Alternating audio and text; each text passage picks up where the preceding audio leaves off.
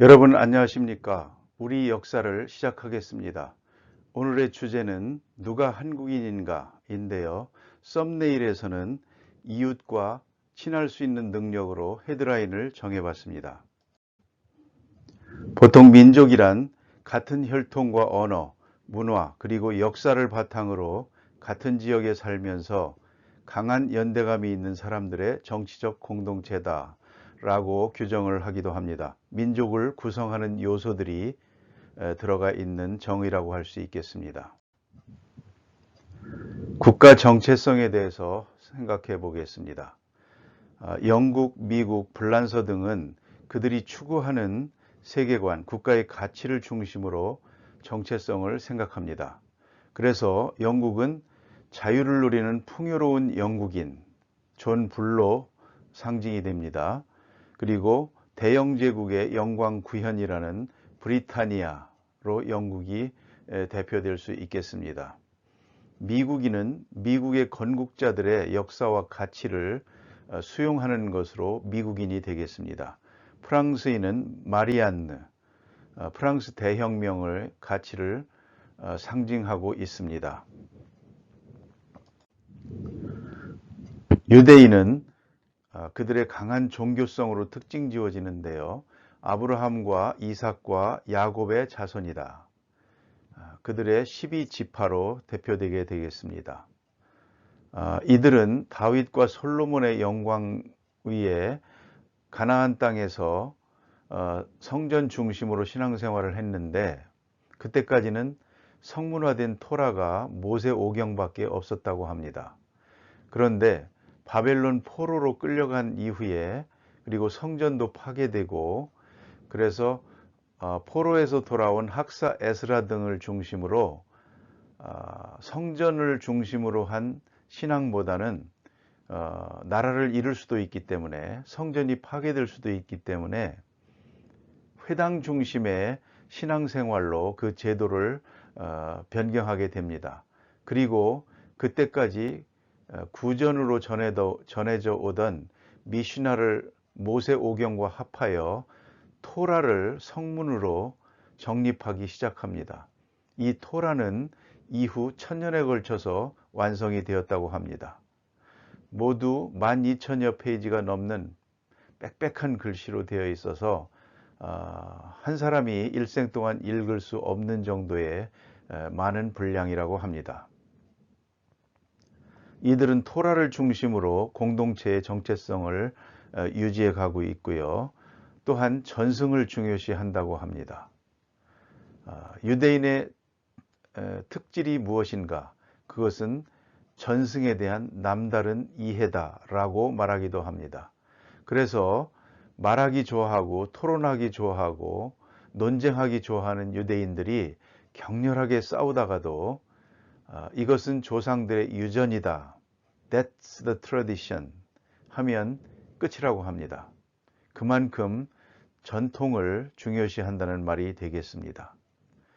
그들의 정체성을 묶어주는 또 하나의 중요한 요소는 안식일이 되겠습니다.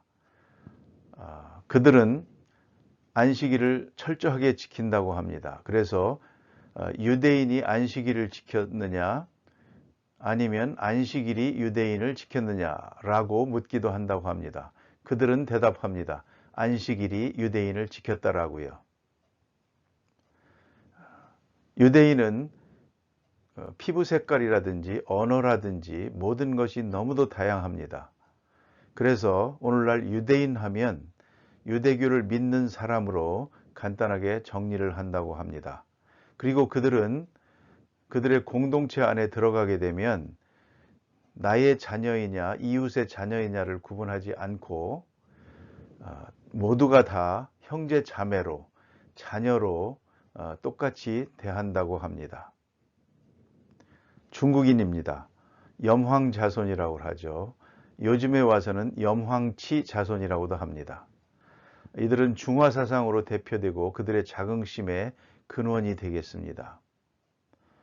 공자의 존주대의라는 주나라가 하나라 은나라의 정통을 이었다라고 하는 공자의 인정으로부터 화하족 중심의 역사의 틀이 시작이 되고 사마천의 사기를 통해서 나름대로 완성이 되게 됩니다.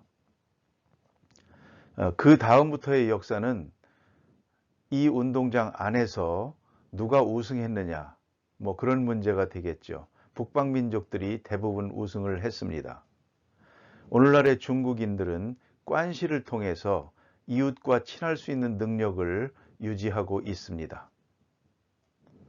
일본인은 천조 대신으로부터 시작되는 일본 서기를 완성해서 그들의 역사를 하나로 통합시키고, 그리고 천황과 이세 신궁으로 대표되는 그들의 구심점을 마련을 하였습니다. 영국의 신사도를 벤치마킹해서 무사도도 만들어냈고요. 또한 이웃과 친할 수 있는 능력으로는 남에게 폐를 끼치지 않는다는 생각이 그들의 생활 윤리가 되어 오늘에까지 이르고 있다고 합니다.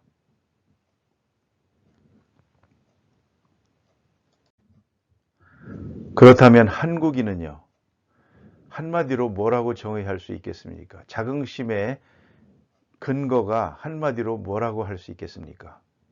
단군의 자손, 배달민족, 광명민족, 그리고 우리의 전통적인 이념인 홍익인간, 제세이화, 뭐 이런 부분들을 생각해 볼 수 있겠고요. 그리고 고토회복이라는 뜻의 다물, 신라의 화랑도, 의병활동, 현대에 와서는 대종교와 독립운동가들의 상고사 회복운동 등을 들 수 있겠습니다. 오늘날의 대한민국의 체제를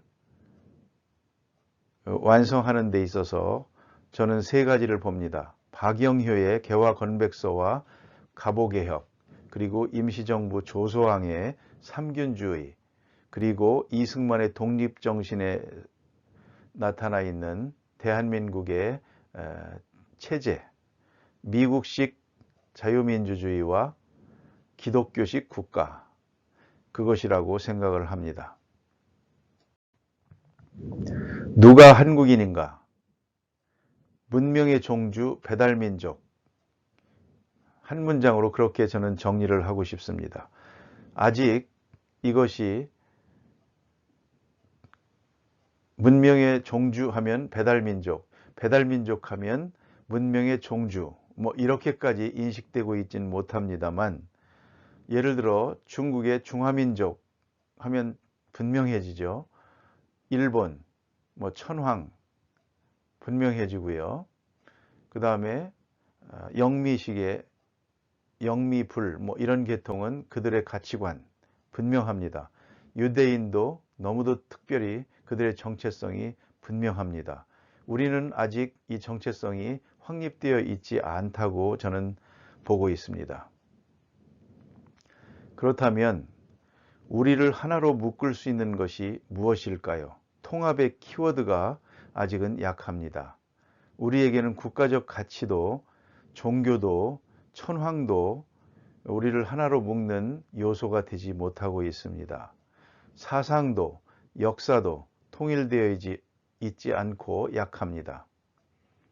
우리는 상고사를 잃어버렸기 때문에 우리 역사뿐만 아니라 우리 이웃민족과의 연계성에 관해서도 많은 것을 모르고 있습니다.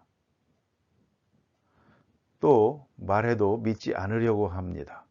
그런 거로 역사 회복을 통해서 문명의 종주 하면 배달민족, 역사의 종주 하면 배달민족, 확실하게 정립을 해서 자긍심을 높여야 할 것입니다. 그 길밖에 없지 않겠습니까? 그리고 나면 그 배달민족에 합당한 공동체에 강한 도덕률이 생기게 되고 구심점이 생기게 될 것입니다.